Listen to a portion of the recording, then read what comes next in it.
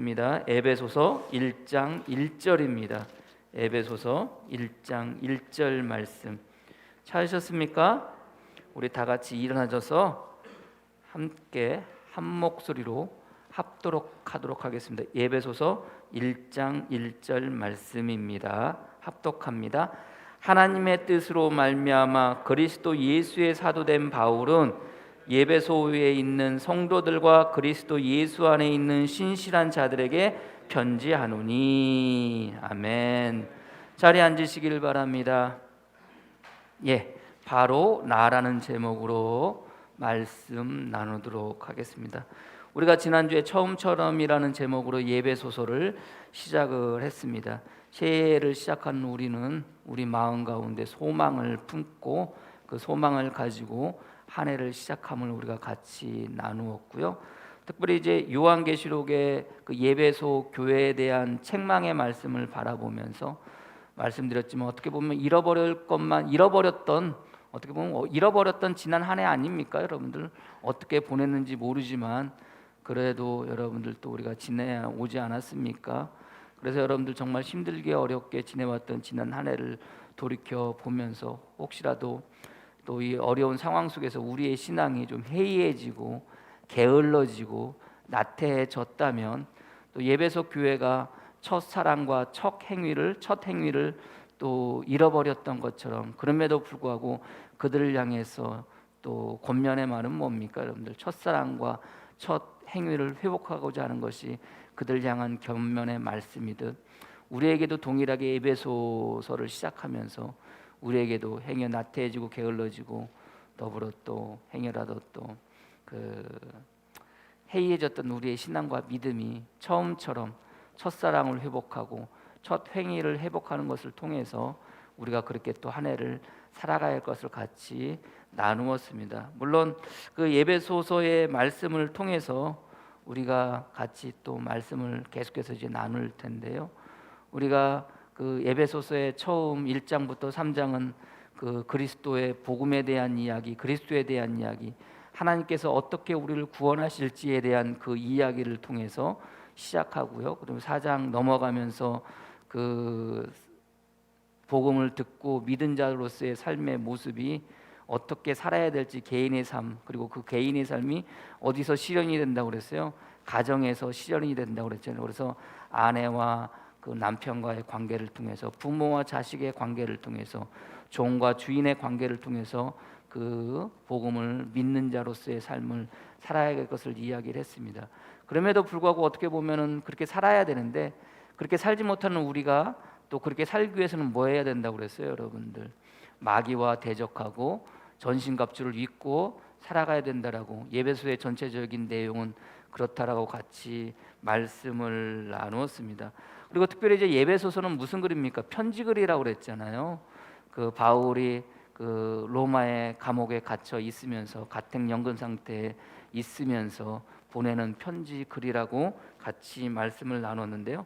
특별히 이제 오늘 본문의 말씀의 시작이 어떻게 되어지냐면은 하나님의 뜻으로 말미암아 그리스도 예수의 사도된 바울은이라고 이렇게 시작을 하고 있습니다. 편지글이라고 그랬잖아요. 그래서 편지글이기 때문에 자기에 대한 소개를 그렇게 하고 있습니다. 그래서 그 하나님의 뜻으로 말미암아라는 이 하나님의 뜻이 과연 무엇인지, 물론 하나님의 뜻을 여러 가지로 우리가 이야기할 수가 있습니다. 하나님의 마음도 하나님의 뜻일 수도 있고요, 하나님의 의지도 하나님의 뜻일 수도 있고요, 하나님의 계획도 하나님의 뜻일 수도 있고요, 하나님의 구원도 하나님의 뜻일 수도 있습니다. 특별히 오늘 바울 에베소서를 중심으로 해서 하나님의 뜻이 과연 무엇인지에 대해서 우리가 같이 말씀을 나누려고 합니다. 말씀드렸지만 에베소서는 그 편지 글이고 에베소에 보내는 편지 글입니다. 근데 에베소의 특징이 있다고 그러면 그것이 무엇이라고 그랬습니까, 여러분들? 에베소 교회가 가지고 있는 현안의 문제에 대해서는 직접적으로 언급하지 않고 이야기하고 있다라고 말씀을 드렸잖아요. 그러나 다만 말씀드렸듯이 그 그리스도에 대한 복음과 그리스도에 대한 이야기, 그리고 우리를 향한 하나님의 구원 계획을 통해서, 그리고 또 그 행위를 통해서 어떻게 살아야 될지 행위를 통해서 어떻게 보면 첫사랑을 잃어버린 에베소 교회에게 주시는 말씀처럼 우리가 볼 수도 있다라고 그렇게 말씀을 나누었습니다. 그런 의미에서 그 바울이 이야기하고 있는 것처럼 그 에베소 교회를 향해서 하나님의 뜻으로 말미암아 사도된 바울이라고 이렇게 소개하고 있는데, 사실 에베소 교회가 가지고 있는 현안의 문제에서 이야기하고 있지 않지만 그럼에도 불구하고 그때 당시에 이 편지를 보낼 때는 에베소 교회와 에베소 교회 중심의 에베소 교회 주위에 있는 모든 교회들에게 그 보내는 편지 글이라고 이렇게 같이 말씀을 나눴어요. 그래서 에베소라는 이 단어에 화연교회라는 단어를 써서 넣어도 여러분들 별 문제가 되지 않습니다. 여러분들 한번 우리 에베소라는 단어에 화연이라는 단어를 한번 써서 우리가 다시 1절을 다시 한번 읽어보도록 할까요? 시작. 하나님의 뜻으로 말미암아 그리스도 된 예수의 사도된 바울은 화연에 있는 성도들과 그리스도 예수 안에 있는 신실한 자들에게 편지하노니. 자, 전혀 어색하지 않습니다. 왜냐하면 모든 교회 회람식으로 보내어진 그 편지이기 때문에 그렇습니다. 그리고 또 동일하게 그 에베소에 있는 성도들과에다가 이 성도에다가 여러분들의 이름을 넣어서 불러 읽어도 전혀 문제가 되지 않습니다. 다시 한번 우리가 또 1절을 읽을 텐데요. 에베소라는 곳에 화연이라는 단어를 넣고요, 성도라는 그곳에 여러분들의 이름을 넣어서 다시 한번 읽어보도록 하겠습니다. 하나님의 뜻으로 말미암아 그리스도 예수의 사도된 바울은 화연에 있는 인륜이와 그리스도 예수 안에 있는 신실한 자들에게 편지하노니. 전혀 문제가 되지 않습니다. 왜냐하면 내용 자체가 그 교회가 가지고 있는 에베소 교회가 가지고 있는 현안의 문제에 대한 이야기가 아니기 때문에 복음에 대한 이야기, 그리고 어떻게 살아야 될지에 대한 행위에 대한 이야기이기 때문에 거기에 화연이라는 단어를 넣어도, 그리고 내 이름을 넣어도, 여러분들의 각자의 이름을 넣어도 전혀 문제가 되지 않고 이렇게 모든 교회가 회람하면서 보여지는 편지인 것처럼 저와 여러분들 동일하게 오늘 이 시간 바울이 저와 여러분들에게 보낸 편지라고 생각하고 여러분들 또 예배소서를 바라보고 그렇게 읽고 나갔으면 좋겠습니다. 시작이 하나님의 뜻으로 말미암아 그리스도 예수의 사도된 바울은 이렇게 이야기하고 있잖아요. 여러분들 바울이 쓴 편지가 몇 개라고 그랬어요? 13개의 편지를 썼습니다. 물론 14개라고 말하는 사람들도 있긴 하지만 그래도 대부분 13개의 편지를 썼다라고 생각을 하고 있는데요. 그 13개의 편지의 인사말이 여러분들 보시면 아시겠지만 거의 비슷합니다. 제가 좀 길지만 여러분들 13개 편지글에 쓴 바울 자기의 인사말, 편지를 쓸 때 자기에 대해서 어떻게 소개했는지에 대해서 여러분들 제가 좀 잠깐 읽어드리도록 하겠습니다. 먼저 그 초기 서신서인 데살로니가 전후서에 보면요, 데살로니가 1절에 바울과 실루아노와 디모데는 하나님의 아버지 주 예수 그리스도 안에 있는 데살로니가인의 교회에 편지하노니 은혜와 평강이 너에게 있을지어다. 데살로니가후서 바울과 실루아노와 디모데는 하나님 우리 아버지와 주 예수 그리스도 안에 있는 데살로니가 안에 교회에 편지하노라. 여기에는 자기에 대한 특별한 소개가 없습니다. 그냥 바울이라는 자기 스스로의 이름만을 불려줍니다. 근데 이제 나머지 11개의 서신서에 보면은 자기에 대한 그 소개를 분명히 하고 있습니다. 갈라디아서 1장 1절 말씀에 사람들에게서 난 것도 아니요 하나님 사람으로 말미암은 것도 아니요 오직 예수 그리스도와 그를 죽은 자 가운데서 살리신 하나님 아버지로 말미암아 사도된 바울은, 이렇게. 자, 바울 자신을 소개하는데 뭐라는 겁니까? 사도되었다는 겁니다. 누구로 말미암아? 하나님 아버지로 말미암아 사도되었다는 거예요. 고린도 전서들이 이렇게 이야기합니다. 하나님의 뜻을 따라 그리스도 예수의 사도로 부름받은 바울은 이라고 이렇게 이야기를 합니다. 고린도 후서에서도 그렇습니다. 하나님의 뜻으로 말미암아 그리스도 예수의 사도된 바울과 라고 이렇게 이야기하면서 자기가 사도되었다라고 이렇게 이야기를 해요. 그러면서 고린도 전서도 그렇고 고린도 후서도 그렇고 고린도전서 1장 3절에 하나님 우리 아버지와 주 예수 그리스도로부터 은혜와 평강이 있기를 원하노라. 자, 여러분들 우리가 그 1장 보면서 쭉 보시면 아시겠지만 이제 뭐 하라는 거, 은혜와 평강이 있기를 원하노라라고 이렇게 나오고 있거든요. 그러면서 여러분들 그 몇 장인가 2절 1장 2절 말씀에 하나님 우리 아버지와 주 예수 그리스도로부터 은혜와 평강이 너에게 있을지어다 그러잖아요. 똑같죠, 여러분들. 고린도후서도 마찬가지입니다. 고린도후서 1장 2절도 자기 소개를 하고 난 다음에 하나님 우리 아버지와 주 예수 그리스도로부터 은혜와 평강이 있기를 원하노라. 그러면 하나님의 은혜가 무엇인지, 하나님의 평강이 무엇인지 이제 우리가 이제 계속해서 에베소서를 이제 같이 나가면서 나누도록 하고요. 앞으로 배울 일입니다. 로마서는 또 뭐라고 얘기했냐면은 예수 그리스도의 종 바울은 사도로 부르심을 받아라고 이렇게 되어져 있습니다. 자기가 뭐라는 겁니까? 사도로 부르심을 받았다는 겁니다. 여러분들 이제 생각하면서 이렇게 기억하면서 여러분들 따라오세요. 그다음에 저 옥중서신인 예배소는 또 뭐라고 그러세요? 하나님의 뜻으로 말미암아 그리스도 예수의 사도된 바울은이라고 그러면서 바울 자신을 소개하는데 뭐 하라는 거예요? 사도된 바울이라는 거예요. 근데 누구로 말미암아? 하나님의 뜻으로 말미암아. 빌립보서는 또 뭐라고 이야기냐면은 그리스도 예수의 종 바울은이라고 자기를 그리스도의 예수의 종이라고 그렇게 이야기합니다. 그러면서 빌립보서 1장 2절 말씀에 하나님 우리 아버지와 주 예수 그리스도로부터 은혜와 평강이 너희에게 있기를 원하노라. 골로새서도 마찬가지입니다. 골로새서 하나님의 뜻으로 말미암아 그리스도 예수의 사도된 바울과라고 이렇게 되어 있습니다. 그래서 자기 자신을 소개할 때 사도된 사람이라고 이렇게 이야기하면서 누구로 말미암아? 하나님의 뜻으로 말미암아 그렇게 되어졌다는. 그러면서 골로새서 1장 2절 말씀의 후절에도 우리 아버지 하나님으로부터 은혜와 평강이 너희에게 있을지어다. 그러니까 빌레몬서는 좀 다를 수도 있지만 뭐라고 이야기냐면은 그리스도 예수를 위하여 갇힌 자 된 바울은 이라고 해서 자기 바울 자신을 소개할 때 그리스도 예수를 위하여 갇혔다라고. 지금 이제 그 갇혀 있다고 그랬잖아요. 그래서 그 바울이 로마 교회에 갇혀 있을 때 쓴 편지가 뭐라고 그랬어요?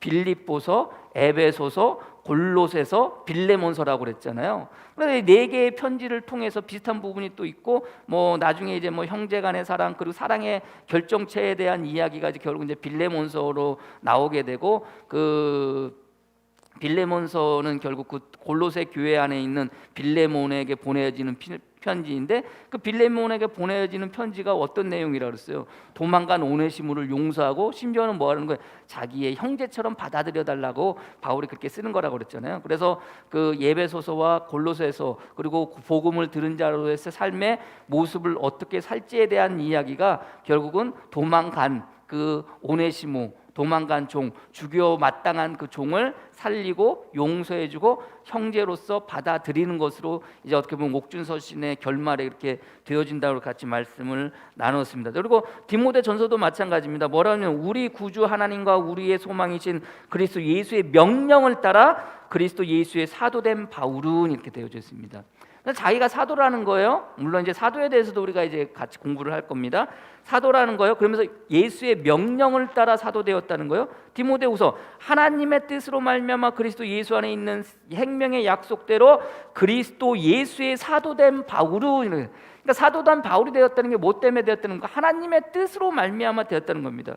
그리고 디도서도 마찬가지입니다. 디도서 뭐라고 이야기하냐면은 하나님의 종이요 예수 그리스도의 사도인 나 바울은 이렇게 이야기를 합니다. 뭐라는 겁니까? 자기는 사도라는 겁니다. 근데 그 사도가 되어진 것은 자기가 되고 싶어서 된 것이 아니라 하나님께서 하나님의 뜻으로 말미암아 그렇게 되어졌다고 이제 바울은 자기 자신을 편직을 해서 그렇게 이야기하고 있다는 것입니다. 특별히 하나님의 뜻으로 말미암아 그렇게 되어졌다는 거예요. 서두에도 말씀드렸지만 하나님의 뜻은 하나님의 마음이 하나님의 뜻일 수도 있습니다.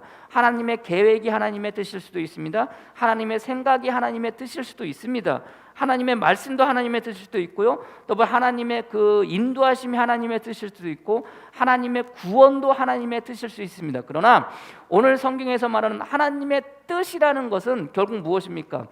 바울이 말하는 여기서 말하는 하나님의 뜻이라는 것은 하나님의 선택하심이라는 겁니다. 선택함. 그래서 하나님께서 어떻게 자기를 선택했고 하나님이 어떻게 우리를 선택했는지에 대한 이야기가 1장부터 3장까지 이렇게 쭉 이제 전개가 되어집니다. 그리고 하나님의 그 택하심, 하나님의 그 선택하심을 통해서 어떻게 우리가 구원받게 되는지에 대한 이야기도 1장부터 3장까지 쭉 이제 나오게 될 것입니다. 그런 의미에서 결국 바울이 하나님의 뜻에 따라 하나님의 선택하심에 따라 뭐가 되었다는 거예요? 종이 되었다는 거예요. 하나님의 선택하심에 따라 또 뭐가 되었다는 거예요? 사도가 되어졌다는 겁니다. 근데 중요한 것은 우리가 바울에 대해서 좀 알아야 됩니다, 여러분들. 물론 우리가 이제 오랫동안 신앙생활 하신 분들은 바울에 대한 이야기를 좀 할 수 뭐 이렇게 알고 있겠지만, 바울에 대한 이야기를 볼 때 바울이 자기 스스로를 소개할 때 하는 이야기들이 또 있습니다. 이제 고린도 교회 교인들에게 하는 이야기들 가운데는 몇 가지 건 있는데, 그 가운데 이제 회심 전에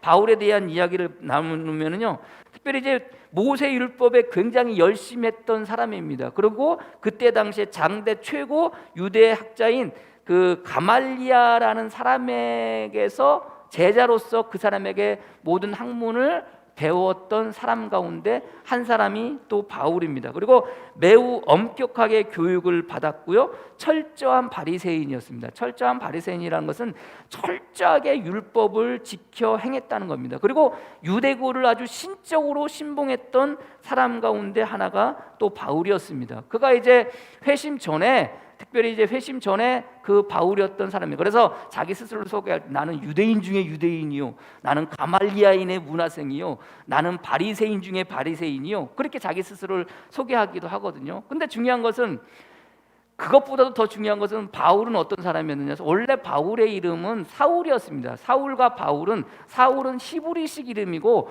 바울은 헬라식 이름입니다. 근데 이제 바울은요, 어떤 사람이냐면 사도행전에 그가 처음 나오게 되어지는 동기가 스테반이 돌에 맞기 전에 스테반의 옷을 벗겨가지고 누구에게 그 발 앞에 던지냐면은 청년 사울 앞에 그 옷을, 스테반의 옷을 던집니다.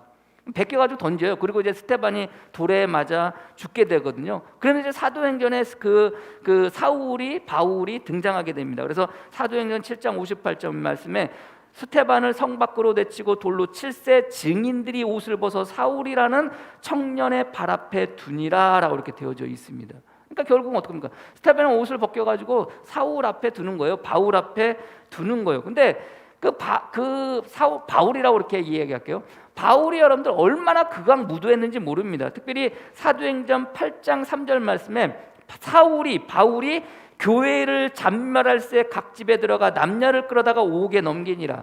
잔멸이라는 게요, 흔적이 없게 사라지게 한다는 이야기입니다. 근데 이 단어의 의미는요, 멧돼지가 밭을 파헤치는 그런 정도의 모습이라고 합니다. 여러분들, 멧돼지가 여러분들 밭을 파헤친 거 보셨습니까? 여러분들, 우리 이용영 권사님 이제 이해가 가실 거예요. 뭐 감자를 심어놓든 고구마를 심었든 여러분들, 멧돼지가 와서 여러분들 그것을 파헤치잖아요. 그러면 남는 게 하나도 없어요, 여러분들.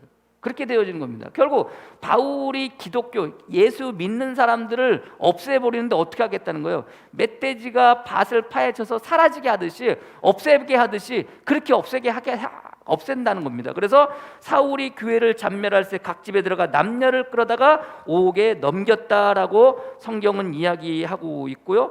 더불어 여러분들 또 그가 또 어떻게 이야기합니까? 그가 이제 다메섹으로 가잖아요. 다메섹으로 갈 때 결국은 대제사장의 편지를 받아들고 다메섹으로 가는데, 그 이야기가 이제 그 다메섹으로 갈 때도 마찬가지입니다. 뭐라고 이야기하냐면은 그 사도행전 9장 2절 말씀에 다메섹 여러 회당에 가져갈 공문을 청하니 이는 만일 그 도를 따르는 사람을 만나면 남녀를 막론하고 결박하여 예루살렘으로 잡아오려 함이라.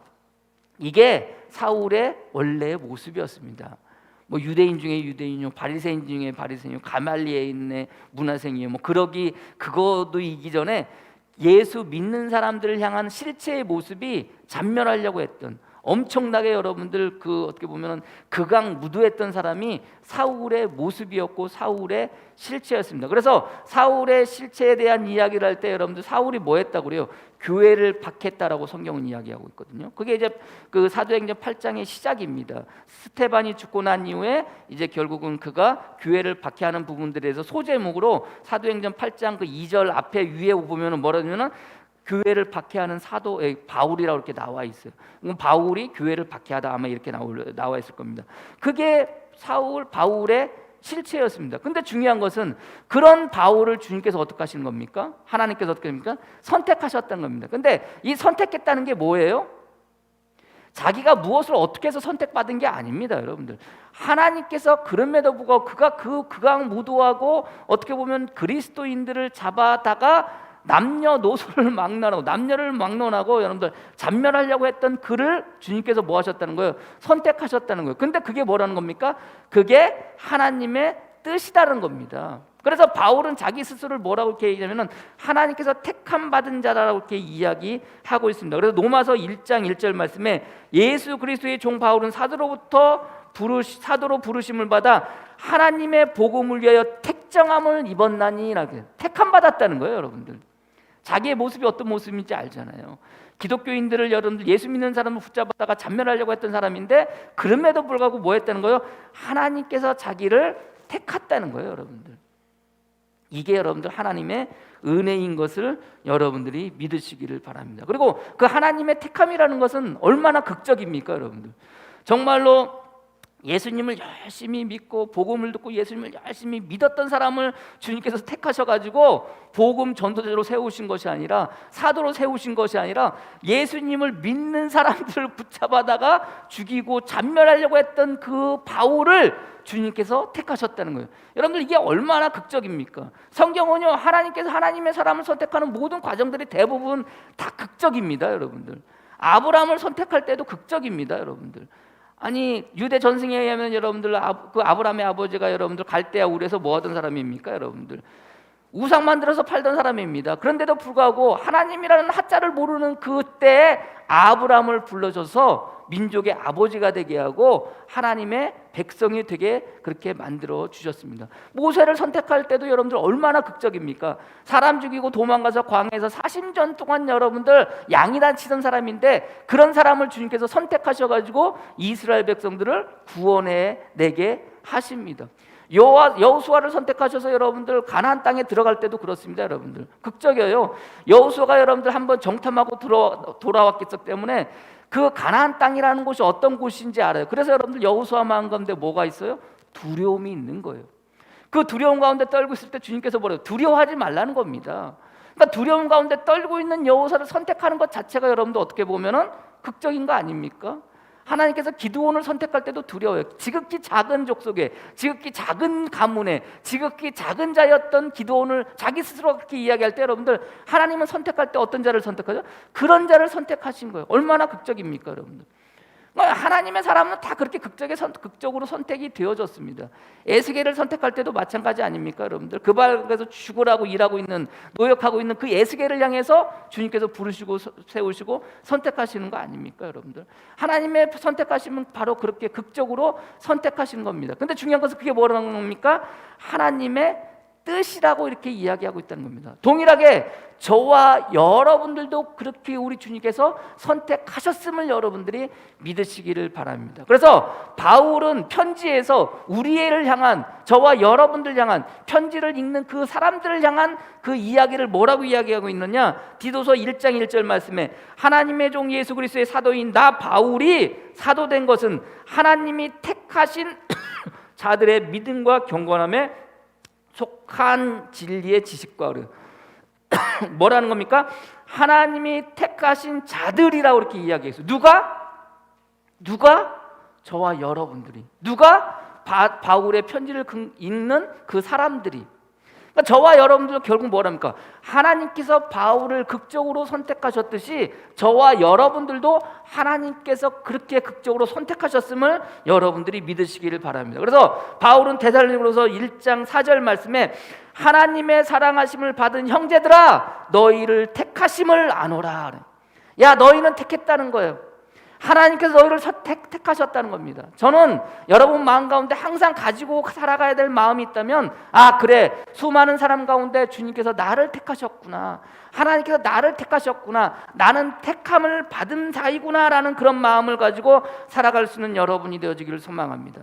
하나님의 선택은 극적이다라고 말씀드렸잖아요. 그 극적인 게 여러분들, 바울은 그 극적인 부분에 대해서 이렇게 얘기합니다. 고린도전서 1장 27절 말씀에 어떤 자들을 선택하느냐? 정말로 하나님께 열심히 하고 돈 많고 많이 배우고 교육을 많이 받고 정말로 부유하고 이런 자를 선택하시느냐? 아니에요. 하나님의 선택은 극적이다고 그랬잖아요. 어떤 자를 선택하셔요? 고린도전서 1장 27절 말씀에 그러나 하나님께서 세상에 미련한 것들을 택하사라고 이렇게 되어져 있습니다. 누구를 택했다는 거예요? 세상에 미련한 것들을 택했다는 거예요. 그것뿐만이 아닙니다. 더불어 고린도전서 1장 28절 말씀에 하나님께서 세상에 천한 것들과 멸시받는 것들과 없는 것들을 택하사라고 이렇게 되어 있습니다. 없는 것들을 택하사. 그러니까 저나 여러분이나 솔직히 뭐 내세울 게 있겠습니까?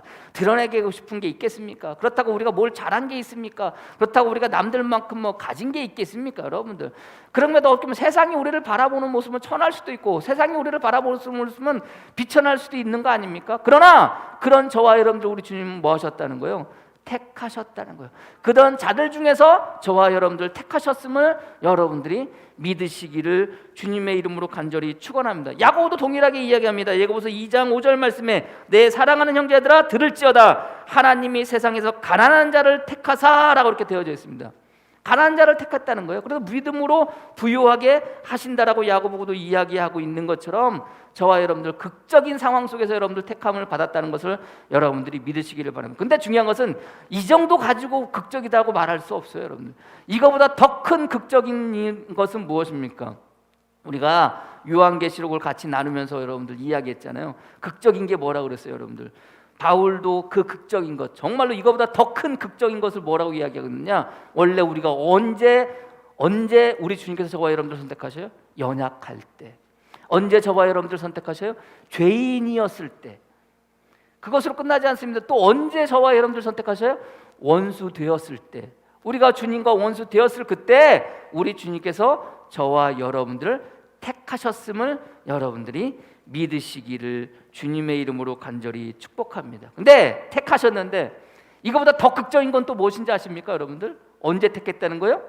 에베소서 1장 4절 말씀에 이렇게 이야기합니다. 여러분들 에베소서 1장 4절 말씀 같이 읽어볼까요?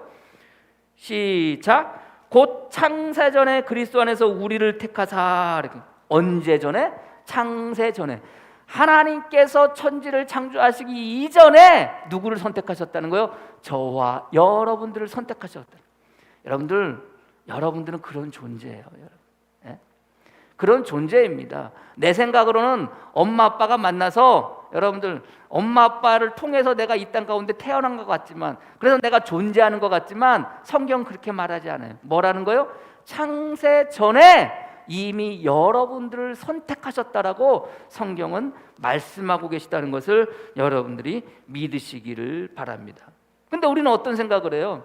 우리는 살아가면서 여러분들 우리가 주님을 선택했다고 생각해요. 우리가 기독교를 선택하고 그래서 우리가 예수 믿고 살아간다고 생각해요. 우리가 선택했다고 그래요. 그래서 여러분들 세상 사람들은 뭐라고 그래요? 자기들은 선택하지 않았다는 거예요. 근데 중요한 것은 여러분 뭡니까, 여러분들? 선택은 우리가 하는 게 아닙니다. 주님이 저와 여러분들을 선택하셨음을 여러분들이 믿으시기를 바랍니다. 우리가 연약했을 때, 죄인 되었을 때, 주님과 원수 되었을 그때 주님께서 저와 여러분들을 선택하셨다는 거예요. 그래서 주님께서 뭐라고 말씀하시느냐? 요한복음 15장 16절 말씀에 너희가 나를 택한 것이 아니요 내가 너희를 택하여 세웠나니 라고 성경은 말씀하고 있습니다. 그러면서 여러분들 주님께서 저와 여러분들을 선택하셨다는 겁니다. 어디서 선택하셨는지 아십니까? 여러분들이 어디에 속했을 때 선택하셨는지 아십니까? 주님께서 말씀하십니다. 요한복음 15장 19절 말씀에 너희가 세상에 속하였으면 세상이 자기의 것을 사랑할 것이나 너희는 세상에 속한 자가 아니요 도리어 내가 너희를 세상에서 택하였기 때문에 라고. 세상 속에 있을 그때 여러분들을 택하셨다는 겁니다. 이게 주님의 은혜이고 주님의 축복인 것을 여러분들이 믿으시기를 바랍니다. 그렇게 선택받은 자입니다. 자, 그러면 여러분들 선택받은 자로 어떻게 이제 우리를 향한 하나님의 구원이 전개되어지는지, 창세전에 선택받은 자로 어떻게 하나님께서 우리를 구원하실지에 대한 이야기가 이제 1장부터 3장까지 쭉 나오게 될 것입니다. 특별히 여러분들 오늘 시간 여러분 마음 가운데 분명히 알아야 될 것이 있다면 그것은 뭐예요? 나는 택함 받았다는 것이고, 그것이 곧 뭐라는 거예요? 하나님의 뜻이라는 것을 분명히 알고 나가설 수 있는 저와 여러분이 되어지기를 소망합니다. 그래서 여러분들이 이제 세상 가운데 다시 나가시게 될 텐데, 이 교회 문을 열고 나가면 또 세상 가운데 나가서 사는 거 아닙니까? 그러나 여러분들 언제나 마음 가운데 가지고 살아가야 될 마음이 있다면 그것은 뭡니까? 나는 택함 받은 존재이다. 나는 하나님께서 나를 선택하셨다. 여러분들 요즘 정은이 사건 때문에 얼마나 힘들고 어렵습니까? 저는요 정은이 사건을 2주 전인가 3주 전 이 텔레비전에서 나오기 전에 알았어요. 근데 사진들을 쭉 보니까 너무나도 가슴이 아픈 거예요. 마음이 아픈 거예요. 그걸 보면서 울었어요. 그 어린아이가 그 과정이 나와요. 어린이집에 갔는데 선생님한테 안겨가지고 떨어지기 싫어하고 집에 가기 싫어하고 막 울고 배는 부풀어 오르고 뭐 그런 상황 가운데 놓여 있는 그것. 그래서 선생님이 그 아이를 담당했던 선생님이 고백을 했어요. 그 아이가 그렇게 했을 때 한 번이라도 더 봤을 걸, 한 번이라도 더 안아줬을 걸 하면서 쭉 나와요.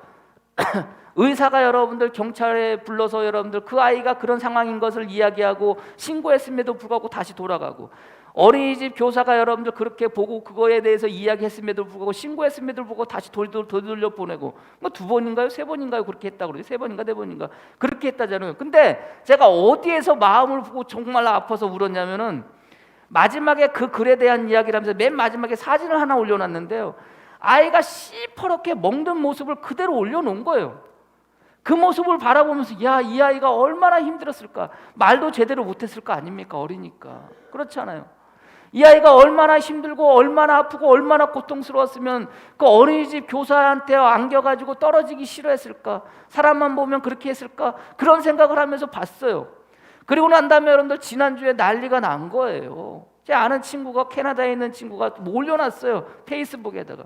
한국교회는 희망이 없다는 거예요. 한국교회는 더 이상 희망이 없다는 거예요. 그러면서 목사와 목사 자식들에 대한 이야기를 올려놨어요. 나는 그래서 얘가 뭘 올려놨나, 왜 이런 걸 올려놨나 라고 생각을 했거든요. 근데 정인이 그 양 부모가 목사 자녀들이라는 것을 나중에서 알았어요. 지난주에서야 그걸 알았어요. 그전에는 그냥 그것을 읽고 말았는데 지난주에서야 목사 자녀인 것을 알았어요. 근데 중요한 것은 뭔지 아십니까, 여러분들? 왜 친구가 한국교회에 희망은 없고 목사들도 왜 그런지 모르겠다고 올려놨는지 뭔지 아세요, 여러분들? 자기의 자녀들이, 자기의 아들과 자기의 그 딸이 그렇게 하고 있는 것을 목사가 알고 있었다는 거예요. 그런데도 불구하고 그냥 내버려 두었다는 거예요. 마음이 너무 아파요. 그러면서 그 이야기를 올린 거에 대한 댓글이 달렸어요. 근데 여러분들 그 가운데 하나가 여러분들 가장 마음 아팠던 그 댓글이 뭔지 아십니까? 이거였어요. 아직도 기억해요. 도대체 니네가 믿는 신은 어떤 신이냐라는 거예요. 도대체 니네가 믿는 신은 어떤 신이냐? 여러분들 생각해 보세요. 한 사람이 일탈처럼 생각할 수도 있어요. 한 사람이 그렇게 살아가는 모습처럼 보일 수도 있어요. 제대로 믿고 살아야 되는데 제대로 믿고 살지 못하는 사람의 모습일 수 있는데 그 사람의 모습 때문에 누가 다 욕을 얻어먹어요? 기독교인 전체가 욕을 얻어먹어요.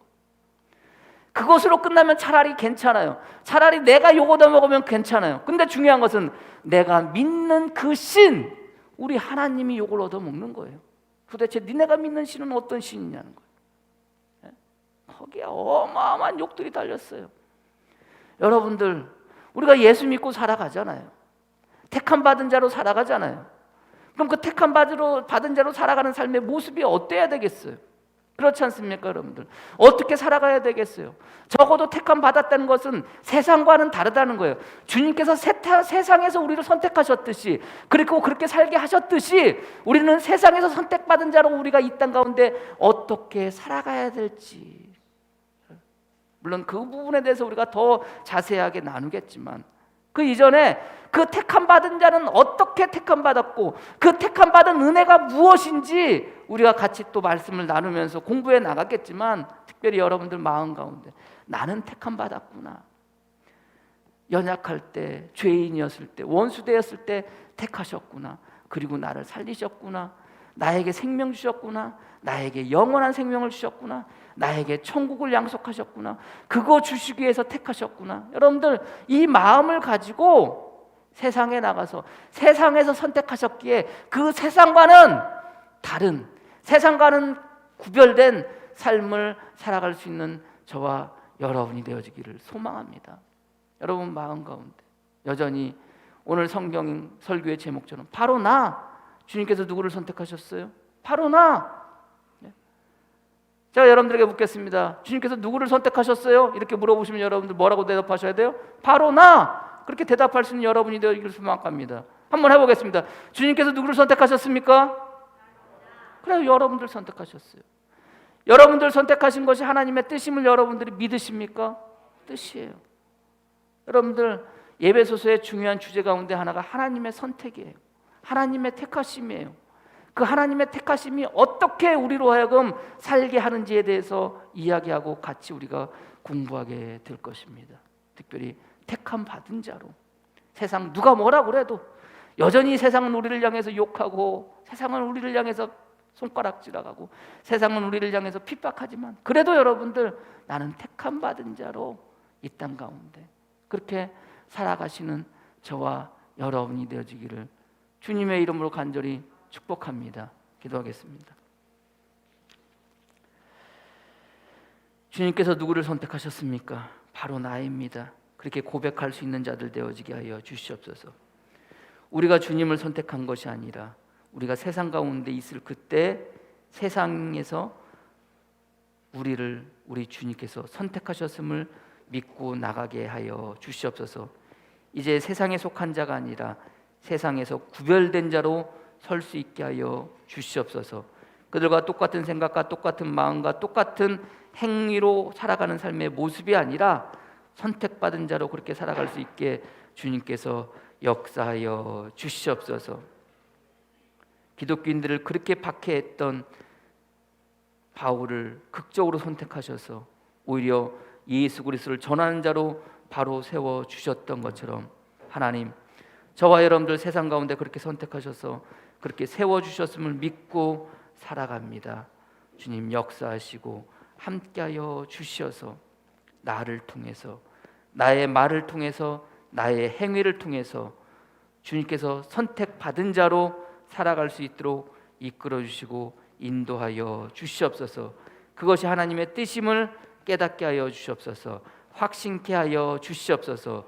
그 뜻에 정당하고 권위가 있음을 믿고 살아가게 하여 주시옵소서. 세상 가운데 살아가는 삶의 모습을 바라보면 참으로 한숨 짓고 가슴 아프고 마음 아플 때가 얼마나 많이 있습니까? 한 사람이 일텔처럼 보여지는 아버지 오늘날 삶의 현실 속에서, 그러나 나는 그렇게 되지 아니하도록 전신갑주를 입고 마귀와 대적하며 그렇게 설 수 있는 자, 나는 하나님께서 택하신 자로 살아가고자 결단하며 설 수 있는 복된 성도들 되어지게 주님 역사하여 주시옵소서. 모든 것 주님께 맡기오며 예수 그리스도의 이름으로 기도합니다. 아멘. 찬송